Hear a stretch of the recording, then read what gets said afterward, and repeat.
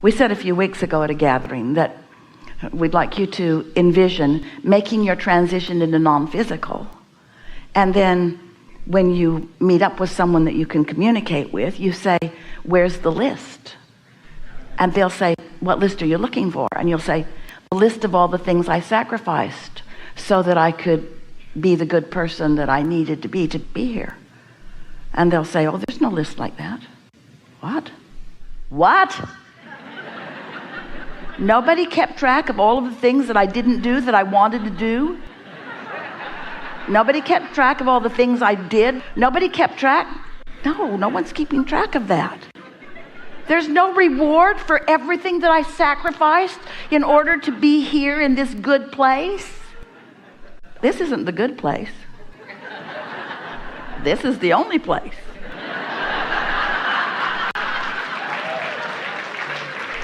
When do I get my reward? You got it in the moment of your experience in physical life. You either allowed yourself to flow the fullness of who you are, or you pinched it off for some bogus reason. And so you felt it in the moment, your openness or your closedness, your allowing or your not allowing, your love or your hate, your trust in yourself or not, your belief in your goodness or you're not, your belief in others or not. You see, kind of getting this a little bit? So when you stand in this place of knowing that if this time-space reality has created within you a desire for something, this time-space reality will deliver the goods to you. So when you stand in that knowing and then you couple it with your belief in your righteousness or worthiness to receive it without validating it in any way through action or behavior. It was so fun for Esther to watch that lady, that really smart, really intuitive, really attentive, really deliberate woman. And as Esther watched her and she thought, you're so much like me, I don't even want to talk to you. And then Esther thought, and you are making unnecessary trouble for all of us. For yourself, you are belching into the atmosphere resistance that is not necessary. Yeah. So your path forward in finding your pleasure in this unfolding isn't in figuring out the details that aren't coming easily to your mind. It's acknowledging the wholeness of who you are and letting the universe show you in endless other ways, as it is doing all the time, how wonderful you are and how deserving you are and how much clarity you can accomplish. And when we talk about clarity, let's say this in a way that you can all hear this. When we talk about clarity, most people think that we mean clearness of mind. In other words, I know exactly what to do. Well, that's clarity. We do mean that. But what we really mean by clarity is clear vibration within me. No battle within me. Clarity of vibration. Desire and belief flowing together. Me and my inner being flowing together. Me and my knowledge of who I am and how wonderful I am flowing together. Me and feeling the love of source completely. Me not blocking off the love of source in any way because someone human in their human form who had it blocked off from them held me as their object of attention while they were blocked off from that and made me think that I needed to do something different in order to get their love, when inner being and source are very different from some disconnected human who means well but who is belching resistance into the immediate atmosphere. So your work isn't the specifics of what you think it is. It's not walking around waiting for the impulse that will lead toward that. Your work is walking around waiting for the impulse of loving yourself, waiting for the goosebumps on your body because of the harmony of the thought that you're thinking right now on a myriad of subjects. Just enjoying your connection to your inner being, because it is always your connection to your inner being that is required to let anything else in. So, one more story. Esther is living life with such fervor in order to provide analogies and parables for you. So, she built a new house in San Antonio, really something wonderful, and moved into it right around Thanksgiving.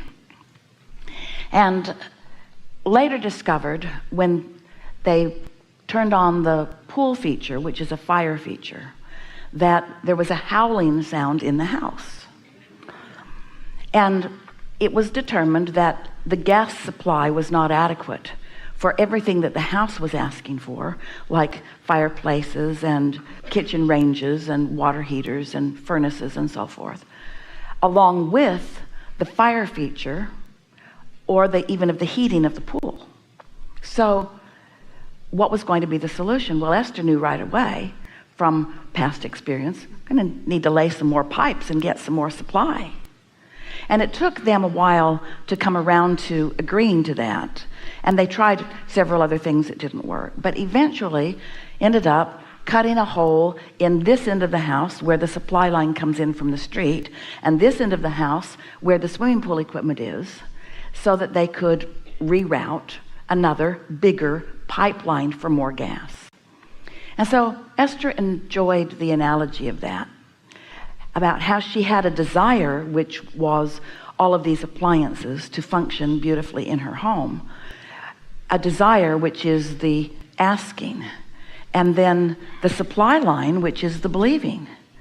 And she thought that it was no strange coincidence that if you have a desire that's stronger than your belief, your pipes are going to howl. They really howled. The man looked at her like, can you live with this? And she looked at him like, are you out of your mind? And so that's what your negative emotion is. It's your pipes howling, because you're asking for something that your supply is not allowing. Your valve isn't open. So Esther really enjoyed the analogies of that, and she thought a lot about, does she hold beliefs about things, desire that is one thing but beliefs that is another? And she realized that there were several things in her life that her desire is stronger than her current belief in a smooth flow. Yours too, same story. So then fast forward, the company contemplated, and Esther explained, I'll pay for it. Don't hold off because you're trying to find the least expensive way. Let's do the most effective thing and the thing that's most expedient, and let's get this done so that I can get in the swimming pool. So a few weeks passed, and they got their supplies lined up and their plumbers lined up, and then they spent 3 days at Esther's place, mostly in the attic. She could hear them pounding and grinding and grunting and working, and she liked every sound of noise that was coming because she knew it was progress that was happening. And so Monday they didn't work, and then Tuesday, Wednesday, Thursday they worked, and they thought they would be ready to let it flow by Thursday about noon. Well, it wasn't ready Thursday at noon or at 1 or at 2 or 3 or 4 or 5, and Esther's thinking, doesn't matter, do whatever you need to do. And so now it is starting to get dark, and now the men are in the house. They've hooked it all up, they've let it flow, and now they're testing all the inside equipment to make sure that everything still works. Stove gets a flame, yay, won't sustain it, flame goes out. Water heaters won't light, beep, beep, beep, beep, beep, beep, beep, beep. Things aren't working. And Esther's thinking, still not enough supply? Still not enough supply? Really? Still not enough supply? Great big pipes, supersonic stuff coming in from the street. That was completely illogical. But still, results that she wanted and needed were not happening. Well, the men have been there all day, and now it is dark and it is cold, and they're out there at the meter with their iPhones with the flashlights, turning knobs and things out there in the dark. And Esther went out and she said, what do you guys think about just going home? And I can sleep at my daughter's and just turn the gas completely off. Since we don't know where the gas is going, we can't smell it, but we don't really know, let's just turn it off and we'll figure it out tomorrow. And so next morning they were there bright and early, and here's what happened. And the reason we're telling you this story, this whole experience happened in Esther's life just for you.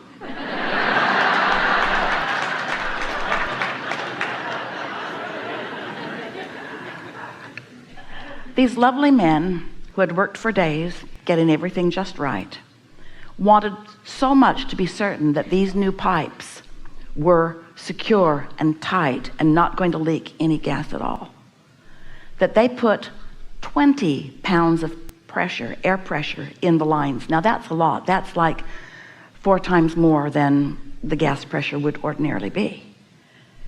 And they blew out all the regulators. Don't blow out your regulators.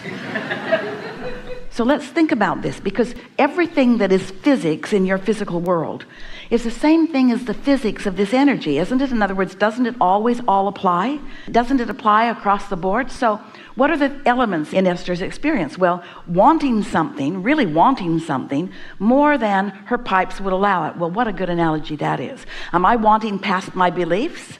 Well, if I'm wanting past my beliefs, do I try harder and blow out all the regulators?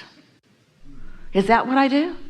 Or do I get the supply and the demand in alignment with each other? Do I have a desire that life has caused me to accomplish? And do I stand back in that general place of believing in myself? You see, Esther was not really trusting these guys all that much. And what did she evoke from them? A big mistake. Those regulators should have been turned off before they put that pressure in the line. And if the regulators had been turned off, then they would not have been affected. But they did it out of step. And the reason they did it out of step is because there was an urgency with Esther. Let's get this done. Let's get this done. Let's get this done. Let's get this done. Let's get this done. Tuesday, Wednesday, Thursday. You said Thursday it would be done. And she wasn't saying that out loud to any of them. But she so wanted it to be done Thursday night. She so wanted it to be done. She wanted so much for it to be done that she evoked from them behavior without them really thinking it through. And these are wise men. They should have known better. They apologized all over the place the next morning. We are so sorry, ma'am. We blew those regulators out. We did it out of step. We should have known better. And Esther said, it's all good. I made you do it. She didn't say that out loud, but she knew it. Her urgency, her impatience, her needing it to be done did not allow them the space in which to be inspired to take the steps that they needed to take. Now, there are a lot of people that want to say, well, people that are working with high pressure gas, they should know better. Well, maybe they should, but no one can buck your current. Nobody can create. When they're co-creating with you, how you feel is a really big part of the mix. Helpful? Very helpful. You ready to just be easy about it? Yeah. And focus on all the wonderful things in your life experience? Most of all, watch for the constant flow of evidence about the perfection of your being. Watch for the constant flow of evidence of your inner being and all that is, the love that Source has for you. Watch for that constant evidence until in time you'll be able to accept it in every facet of your life experience. Good? Very good.